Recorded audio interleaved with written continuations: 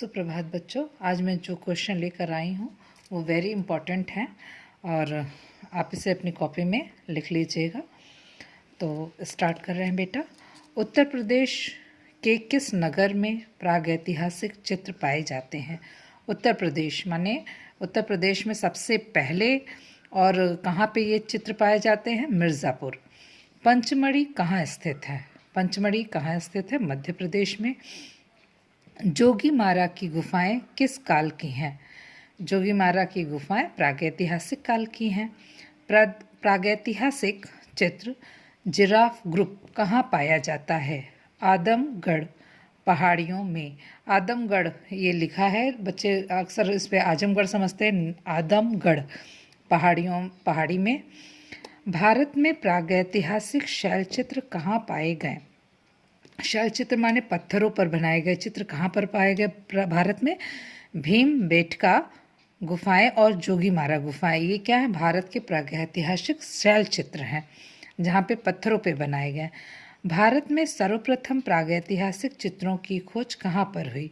मैंने यहाँ पे बताया था, मिर्ज़ापुर उत्तर प्रदेश का वो नगर जहाँ पे प्रागैतिहासिक चित्र पाए गए, और सर्वप्रथम सबसे पहले पाया जाने वाला क्षेत्र भी मिर्ज़ापुर है।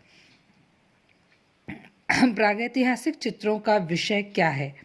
माने जब प्रागैतिहासिक चित्र जो बने उनका किस विषय पे वो बनाते थे? आखेट, पशु पक्षी, पशुओं का आखेट दृश्य ये ज़्यादा बनाते थे, तो इसीलिए आखेट उनका जो विषय था उसको लिए सिर्फ एक प्रयोग करेंगे, आखेट।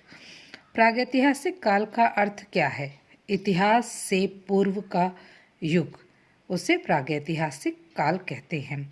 अजंता की गुफाएं कहाँ स्थित हैं? महाराष्ट्र में। अजंता में कुल कितनी गुफाएं हैं? अजंता में तो 30 गुफाएं हैं, लेकिन एक ध्वस्त हो गई तो लोग अब 29 मानते हैं। तो ऑप्शन में अगर 30 है तो 30 लगाइएगा, अगर 30 नहीं है तो 29 पर ऑप्शन पे लगाइएगा। और मान लीजिए कि ये दोनों आ जाते हैं तो 30 पर ही लगाइएगा, क्योंकि जो रियल उसकी गुफाओं की संख्या है वो 30 ही है।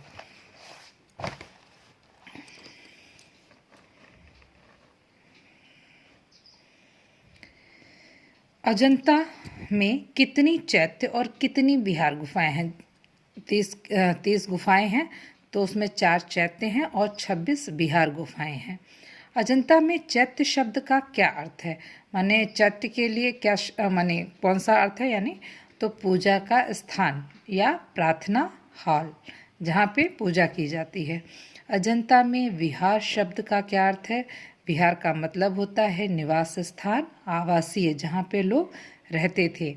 अजंता के चित्रों का मुख्य विषय क्या है? बौद्ध धर्म। वहाँ पे जो भी चित्र बने हैं वो बौद्ध धर्म से संबंधित है। जातक शब्द का क्या अर्थ होता है? जातक शब्द का वैसे अर्थ है कि जन्म से संबंधित, यानी जन्म कथा पर आधारित हो, जन्मों की कहानियाँ या जन्म से संबंधी। जातक शब्द का अर्थ जन्म से संबंधित या जन्म से संबंधी। एलोरा की गुफाएं कहाँ स्थित है? महाराष्ट्र। एलोरा की गुफाओं की संख्या कितनी है? ये 34 गुफाएं हैं। एलोरा के किस गुफा में कैलाश मंदिर स्थित है? गुफा संख्या 16 में। एलोरा में किस धर्म से संबंधित चित्र है? एलोरा में 3 धर्मों से संबंधित चित्र है।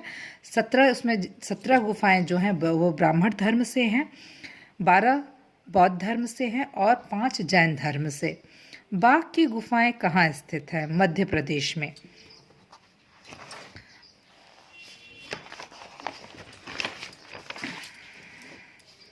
बाघ की कुल कितनी गुफाएं हैं? बाघ की कुल कितनी गुफाएं हैं?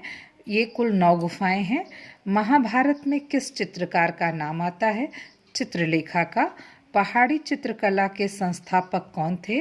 राजा संसार चंद। कौन से काल की चित्रकला दरबारी थी? मुगल काल। किसके शासन काल में हमजानामा का चित्रांकन हुआ? वेरी इंपॉर्टेंट है, अकबर के। मुगल काल में चित्रकला का स्वर्ण युग किस काल को कहा जाता है? मुगल काल में चित्रकला का स्वर्ण युग किस काल को कहा जाता है? जहांगीर के काल को।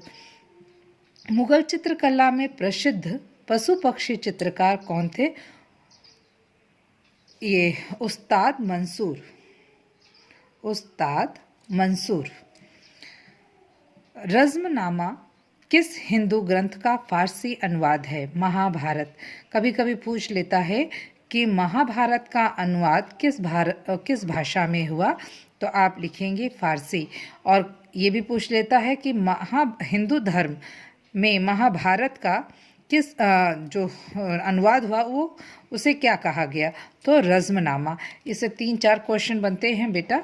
तो अगर आपको एक क्वेश्चन याद रहेगा तो आप उन सब क्वेश्चन का आंसर दे लेंगे। खजुराहो का विख्यात मंदिर किस प्रांत में है? मध्य प्रदेश में।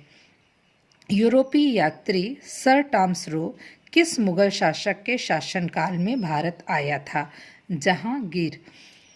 ये सारे क्वेश्चन आप वेरी इंपॉर्टेंट हैं, जैसा आप ध्यान से इन्हें पढ़िएगा और इसे नोट कर लीजिए, अपने नोट्स बना लीजिए।